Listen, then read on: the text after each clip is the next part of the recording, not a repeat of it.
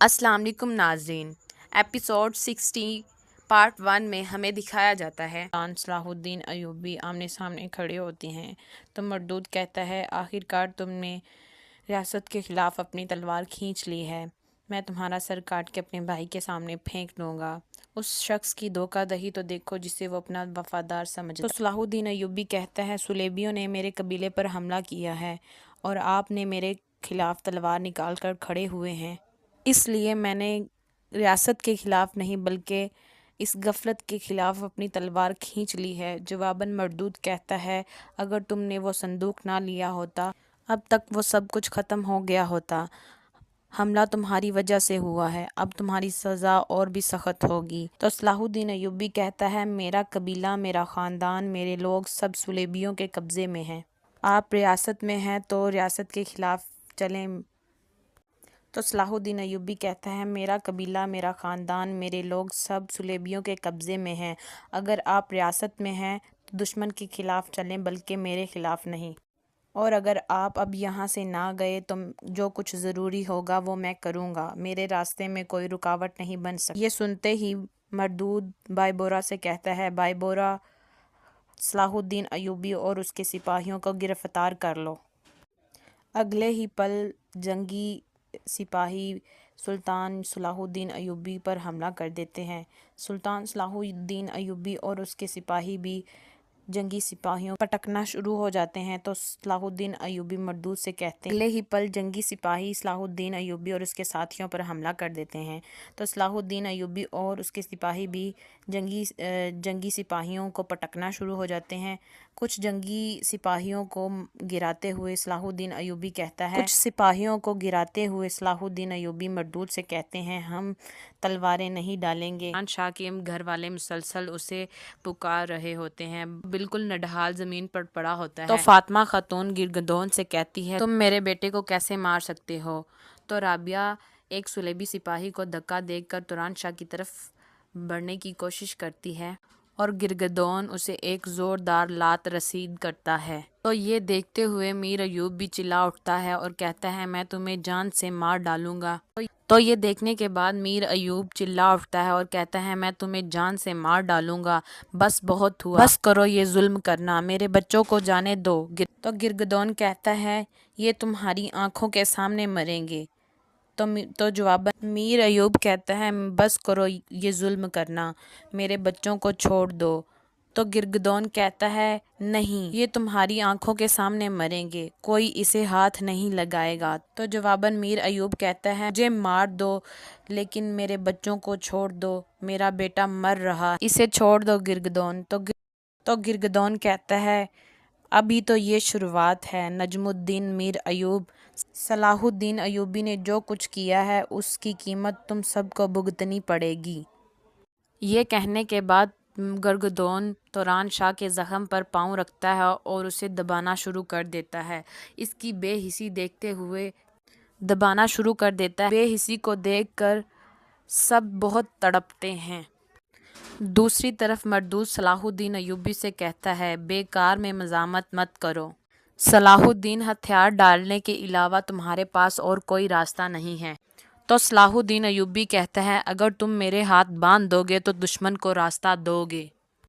یہ سننے کے بعد مردود کہتا ہے تو صندوق مجھے دے دو ورنہ میں تمہیں گرفتار کر مردود کہتا ہے صندوق میرے حوالے کر دو ورنہ میں تمہیں گرفتار کر لوں گا۔ تو صلاح الدین ایوبی کہتا ہے صندوق دینے کے باوجود بھی وہ پیچھے نہیں ہٹیں گے، اس کے باوجود بھی وہ سب کو مار ڈالیں گے۔ مردود کے ایک اشارے پر سب جنگی سپاہی ایک بار پھر دوبارہ حملہ کر دیتے ہیں۔ جواباً صلاح الدین ایوبی کے سپاہی صلیبی سپاہیوں کو لاتوں، مکوں اور گسنوں کے ساتھ زمین پر پٹکنا شروع کر دیتے ہیں۔ تو صلاح الدین لڑتے ہوئے کہتے ہیں ہم پیچھے ہٹیں گے۔ صلاح الدین کی اس بات پر مردود کہتا ہے انہیں فرار مت ہونے دینا، مگر صلاح الدین ایوبی کے ساتھی مارتے مارتے پیچھے ہٹ جاتے ہیں اور کہتے ہیں تو مردود کہتا ہے تم اپنے ساتھ ساتھ قبیلے کو بھی جلا ڈالو گے۔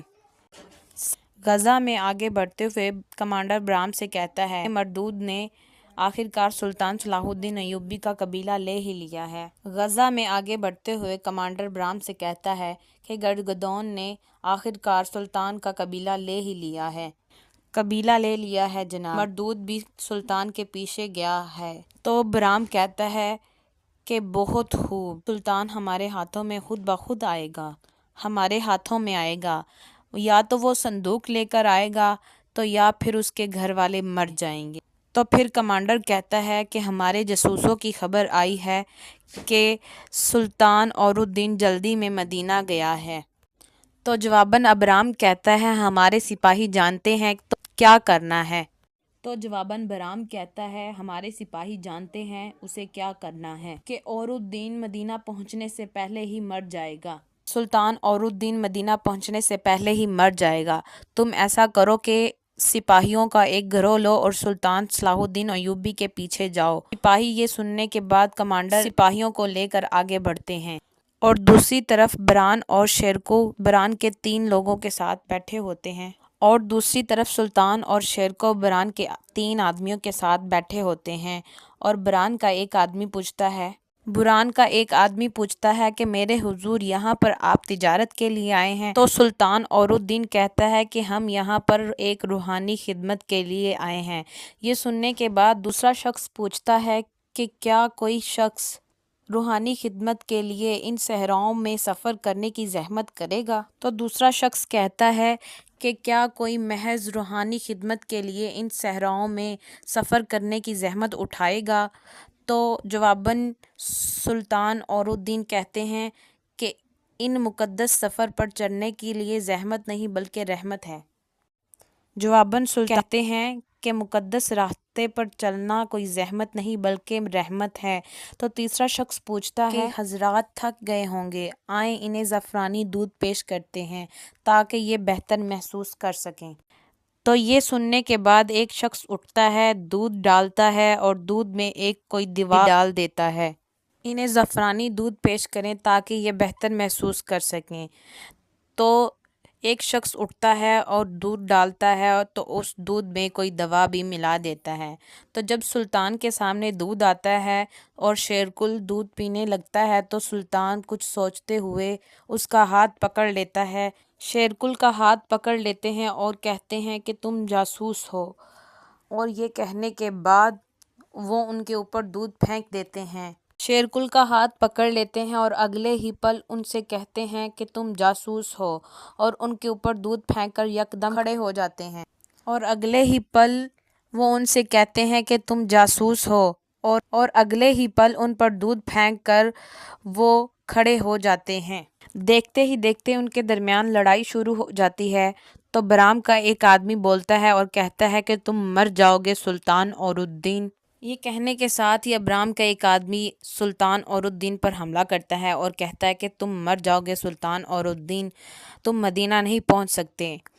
تو یہ کہنے کے بعد وہ دوبارہ حملہ کرتا ہے تو سلطان اور الدین اس کو پکڑ لیتا ہے اور دبوچ لیتا ہے۔ یہ 2 امرکان شیرکل تمام کر دیتے ہیں اور باقی 2 امرکار شیرکل تمام کر دیتا ہے اور آخری کا گلا کاٹتے ہوئے کہتے ہیں مجھے رسول اللہ صلی اللہ علیہ وآلہ وسلم نے پکارا ہے، لیکن مجھے پہاڑوں کی بڑی فوجیں بھی نہیں روک سکتی، لیکن تم جہنم کے نچلے درجے میں سڑو گے۔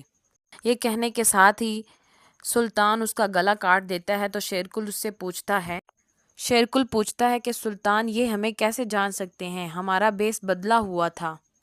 تو جواباً سلطان کہتے ہیں اگر وہ ہماری آمد کے بارے میں جان جاتے